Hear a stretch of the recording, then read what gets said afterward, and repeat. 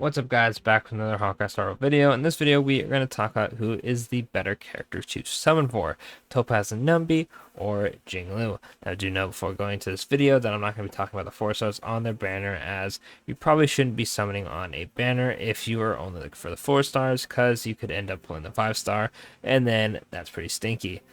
However, with that said, I think I do prefer Jinglu's banner over Topaz's, but we won't get into that. So before we start, Topaz is a hunt character, and I have a few gripes with that. I'll mention now, and I'll probably talk about it again later. The hunt characters generally are single target. Single target characters will have to take a backseat to AoEs because most of the content has multiple enemies, meaning the attack that we would use to clear out the entire field and get more energy is now being used to waste a turn of their attacks to either do damage to only the main boss, which leaves the other enemies up to do damage to you, buff the enemy, whatever it may be, or you take them out one hit or 2 hits, depending on how built your character is, and then you lose out on damage to the main boss, which is unfortunate. That's why I think AoE characters are way better than the hunt characters. Why I'm not a huge fan of the hunt. It just is what it is, right? Of course, a few characters like Zele can get around that issue. Topaz and Numby will have to see how well they get around that with their gimmick. So, Topaz and Numby is follow-up attack based. I will say really quickly, the talent, summon Numby at the start of battle, very important. Numby is its own independent character in a sense. Kind of like the Lightning Lord, but it works a bit differently. So keep that in mind when I say this. So, skill. Inflicts single target enemy with the proof of debt. Increase the damage it takes from follow-up attacks by 50%. Do note this is all at skill 10. So, pretty much no dupes. Just maxed out, right? Proof of debt only takes effect on the most recent target it is applied to. If there are no enemies, then proof of debt will be inflicted on a random enemy at the ally's turn start, or an ally takes action. Meaning you can pretty much just use a skill to pick who you want to have proof of debt. Otherwise, it is random. Numby deals fire damage equal to 150 of Topaz's attack to the target. Using the skill to deal damage is considered as launching a follow-up attack. Now, this is very important for later. Now, the ultimate, Turn of Profit. Numby enters the Windfall Bonanza state, and damage multiplier increases by 150. The crit damage increases by 25 as well. Also, when enemies with proof of debt are hit by an ally's basic attack, skill, or ultimate, Numby's action is advanced forward by 50%. Numby exits the Windfall Bonanza state after using 2 attacks. Pretty much meaning that if you do anything twice, Numby attacks. Pretty much 4 actions from anyone on your team will make Numby, or as long as they hit the target, that is, will make Numby attack, and then you will lose the ultimate. Meaning in those 4 attacks, if you really want to get the most out of it, you're going to want ult again, which is super unrealistic because it is 130 energy to use your ultimate. Do note that the talent does kind of help with this a bit. So the talent, summon Numby, right? 80 base speed. When taking action, Numby launches a follow-up attack on a single enemy target inflicted with proof of debt, dealing fire damage equal to 150 of Topaz's attack. When enemies afflicted with proof of debt receive an ally's follow-up attack, Numby's action is advanced forward by 50%. The action advanced forward effect cannot be triggered during Numby's own turn. And when Topaz is down, Numby disappears. Now, it helps with this, right, is Topaz skill counts as a follow-up attack. She also has a bonus ability that makes it to where her basic attacks do follow up, meaning you'll be attacking quite a bit with this, which also, corresponds with this. You'll be attacking so much with Numby. They should be getting good damage. Now, slight issue with this is, of course, Numby's going to be attacking so much, you won't have your ultimate for too many attacks, meaning you're going to have to build it up again. Alright, Numby also only goes off of follow-up attacks, which means that if Topaz is not the one attacking, and you don't have any follow-up characters, you pretty much have to attack with Topaz twice before Numby is going to be able to do anything. Of course, unless you ult, the ult does help with that. Now, the talent is pretty cool. Pretty much, Numby searches for basic treasures and trotters within a set radius. After using the technique, You will generate 60 energy for Topaz after Numby's first attack in the next battle.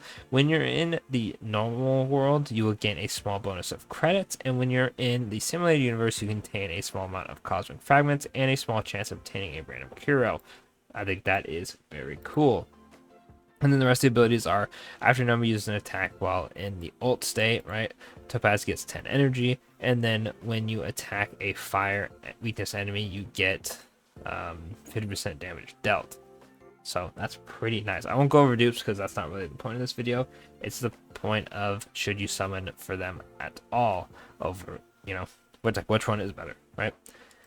Okay, so overall, they don't seem that bad. Right, you can fix Numby not attacking as much with two issues. You can either use someone like Tingyun to spam her ult, so that way Numby will always attack every 2 turns or 2 actions.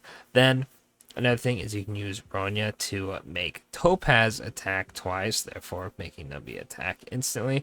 Do note that it is action advanced by 50%, meaning if you only get the 1 attack off, there's a chance that Numby will just strip attack on their own. So do keep that in mind. It's not a lost cause if you can't get the 2 attacks off to make it attack instantly.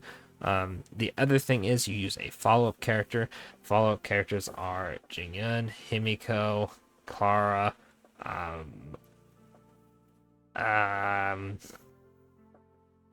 QQ also has it, I believe, on one of her. Yeah, she has one as well, so that's 4.